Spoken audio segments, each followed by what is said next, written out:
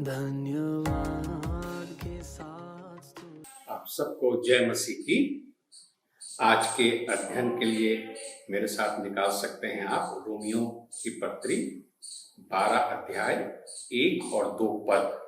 वहां पर इस प्रकार से लिखा है, इसलिए हे भाइयों, मैं तुमसे परमेश्वर की दया स्मरण दिलाकर विनती करता हूं कि अपने शरीरों को जीवित और पवित्र और परमेश्वर को भावता हुआ बलिदान करके चढ़ाओ। यही तुम्हारी आत्मिक सेवा है। इस संसार के सदृश न बनो, परंतु तुम्हारे मन के नए हो जाने से तुम्हारा चाल चलन भी बदलता जाए, जिससे तुम परमेश्वर की भली और भावती और सिद्ध इच्छा अनुभव से मालूम करते रहो। परमेश्वर अपने वचन के पढ़े जाने पर आशीष दे। 1987 में एक फ्लाइट जब डेट्रॉइट से उड़ान के लिए निकला, उसमें लगभग 156 पैसेंजर थे। लेकिन शायद आपने सुना होगा कि वो प्लेन जो था वो क्रैश कर गया और उस 156 में से सिर्फ एक जन बच गया, और वो एक बच्चा था, एक लड़की थी जिसका नाम था सिसिलिया। हुआ ये कि जब प्लेन ऐसी अवस्था में पहुंचा जबकि गिर रहा था, उस समय माँ जो थी अपने जो सीट बेल्ट था उसने उसको हटा करके वो बच्चे को चारों तरफ से अपने बाहों में भर लेती है और उसको अपने गोद में समा लेती है। और अंत में जब देखा गया तो वो बच्ची जो थी जिसका नाम सिसिलिया था वो बच गई। यहाँ पर हम देखते हैं कि वो स्त्री, वो महिला अपनी बच्ची के लिए इससे ज्यादा और कुछ नहीं कर सकती थी। जो कुछ बन पड़ता था उसने ऐसा ही किया। बाइबल हमें सिखाती है, बताती है कि हम भी अपने आप को परमेश्वर को इस प्रकार से समर्पित करें, डिवोट करें कि हमारा सब कुछ हम परमेश्वर को दे सकें। जैसा लिखा हुआ है, यीशु मसीह ने कहा मत्ती 22 और 37 में, तू अपने प्रभु से अपने सारे मन और अपने सारे प्राण और अपनी सारी बुद्धि के साथ प्रेम रख। विश्वासी होने के नाते हम जानते हैं कि हमें पूर्ण रूप से परमेश्वर के प्रति समर्पित होना चाहिए। अब समस्या यहाँ पर यह आती है कि हम जानते तो हैं कि हमें परमेश्वर के प्रति समर्पित होना चाहिए, लेकिन हम किस प्रकार से समर्पित हों कि हम अपना सब कुछ परमेश्वर को दे सकें। जो हिस्सा मैंने आपके सामने पढ़ा रोमियो 12 में से, वहां पर हम 3 बातों को देखते हैं कि किस प्रकार से हम परमेश्वर को पूर्ण रूप से अपने जीवन को समर्पित कर सकते हैं। सबसे पहली चीज जो हम देखते हैं वो है कि अपने शरीरों को जीवित और पवित्र और परमेश्वर को भावता हुआ बलिदान करके चढ़ाओ। है ना? यहां पर ये जो शरीर है ये रेफर करता है पूर्ण पर्सनालिटी को, पूर्ण व्यक्तित्व को, कि हम किस प्रकार से परमेश्वर को समर्पित कर सकते हैं। ये नहीं कि हमारा एक हिस्सा या कुछ हिस्सा, लेकिन ये दर्शाता है कि हमारा संपूर्ण व्यक्तित्व परमेश्वर के प्रति समर्पित होना चाहिए। मैंने बहुत समय पहले मसीह मंडली में प्रचार करते हुए एक इलस्ट्रेशन दिया था कि एक पिग, सुअर और एक चिकन चले जा रहे थे और रास्ते में उन्होंने एक रेस्टोरेंट देखा और वहां पर लिखा हुआ था कि भाई कुछ गरीबों को की मदद करनी है, उनको कुछ खिलाना, आप कुछ कंट्रीब्यूट करिए, कुछ सहयोग करिए। तो चिकन ने कहा उस पिग से, उस सुअर से, कि चलो हम भी कुछ कंट्रीब्यूट करते हैं। तो वहां पर पिग ने कहा भाई तुम तो एक अंडा दे करके कंट्रीब्यूट करोगे, कुछ सहयोग करोगे, लेकिन मुझे तो अपना संपूर्ण देना पड़ेगा उस हेम को बनाने के लिए। संपूर्ण समर्पण।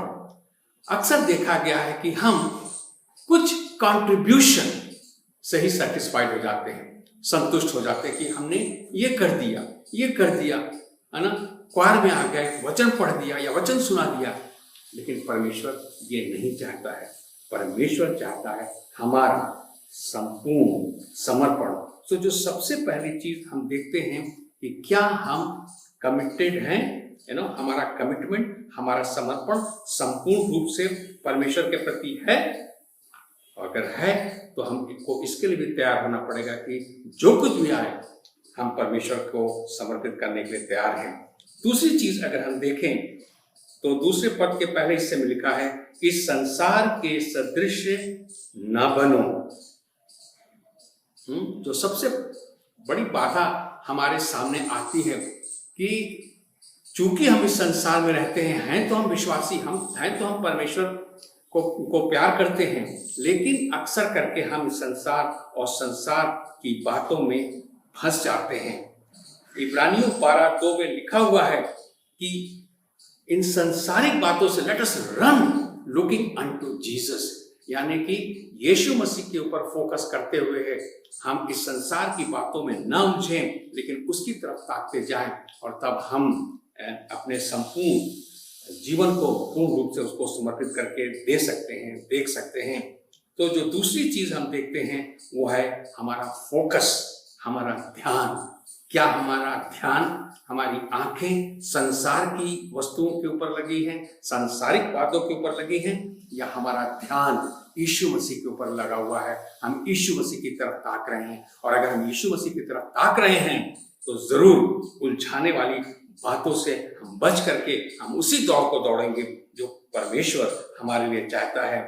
तीसरी चीज जो है हमको मिलती है 12 के 2 पद के उसके आखिरी हिस्से में लिखा हुआ है कि परंतु तुम्हारे मन के नए हो जाने से तुम्हारा चाल चलन भी बदलता जाए। जब हम उद्धार प्राप्त कर लेते हैं, जब हम यीशु मसीह को ग्रहण कर लेते हैं, जरूर हमारे जीवन में परिवर्तन आता है। हम कई चीजों को अपने जीवन में परिवर्तित होकर के देखते हैं, लेकिन अक्सर करके विश्वासी होने के नाते भी, विश्वासी होने के बावजूद भी हम दुनिया और दुनिया की बातों में उलझ जाते हैं। लेकिन हमें और आपको परमेश्वर के वचन को अपने जीवन में स्थान देना है, परमेश्वर की बातों को अपने जीवन में स्थान देना है। और अगर हम परमेश्वर के वचन को, परमेश्वर की आराधना को, परमेश्वर की उपस्थिति को हम अपने जीवनों में स्थान देते हैं तो परमेश्वर जो है हमारे जीवनों को फिर से रिन्यू करने लगता है, बदलने लगता है, और हम देखते हैं कि चीजें हमारे जीवनों में सुधार को लाती हैं। अभी कल ही मैं एक गवाही सुन रहा था एक बहन की, वो कुछ इस प्रकार से कह रही थी, ऐसा लगता है कि मैं ज्यादा अपने बालों पर, अपने ऊपर फोकस कर रही थी, और मुझे परमेश्वर ने बताया कि मुझे ऐसा नहीं करना चाहिए, मुझे अपने जीवन को संपूर्ण रूप से समर्पित करना चाहिए। और उस बहन ने कुछ एक चीजें जो शायद उनको लगा कि डिस्ट्रैक्ट करती हैं, उन चीजों को जो कि महिला होने के नाते लोग, स्त्रियां जो है उसको पसंद करती हैं, उसको चाहती हैं, उन्होंने उन बातों का तिरस्कृत कर दिया, उन बातों को अपने जीवन से हटा दिया। तो यहाँ पर ये देखने की बात है विश्वासी होने के नाते कि हम और आप परमेश्वर के प्रति समर्पित हों, और जब हम उस समर्पण को परमेश्वर के प्रति करते हैं तो इसका मतलब ये है कि हम अपना संपूर्ण देने के लिए तैयार हैं, ना कि सिर्फ कुछ कंट्रीब्यूट करें, लेकिन संपूर्ण। और वो हम इस प्रकार से कर सकते हैं जैसा हमने रोमियो 12:1 और 2 में देखा। नंबर 1 हमारा समर्पण अपने कमिटमेंट के द्वारा से। नंबर 2 हमारा फोकस, हमारा ध्यान कहां पर है, संसार की बातों पर या यीशु मसीह के ऊपर है। और तीसरा है हमारी थिंकिंग, हमारा सोच विचार, यानी कि हम किन बातों में लगे हुए हैं, किन बातों के द्वारा से अपने चीजों को संवारते और बदलते हैं। यदि हम तैयार हैं कि नहीं हम यीशु की बातों को अपने जीवन में स्थान देंगे, तब हम देखते हैं कि परमेश्वर हमारे जीवनों में कार्य करने लगता है, और फिर से हम अपने जीवनों में परमेश्वर और परमेश्वर की बातों को स्थान देने लगते हैं, और हम देखते हैं चीजें हमारे जीवन में बदलती रहती हैं। सो परमेश्वर करे कि हम परमेश्वर के प्रति समर्पित, पूर्ण रूप से डिवोटेड हों, अपने कमिटमेंट के द्वारा से, अपने फोकस या ध्यान के द्वारा से और अपने सोच और विचार के द्वारा से। और अगर हम ऐसा करते हैं तो परमेश्वर हमें आशीषित करता है और हमारे जीवन का मार्गदर्शन करता है और हम परमेश्वर के अनुग्रह में बढ़ते चले जाते हैं। God bless you.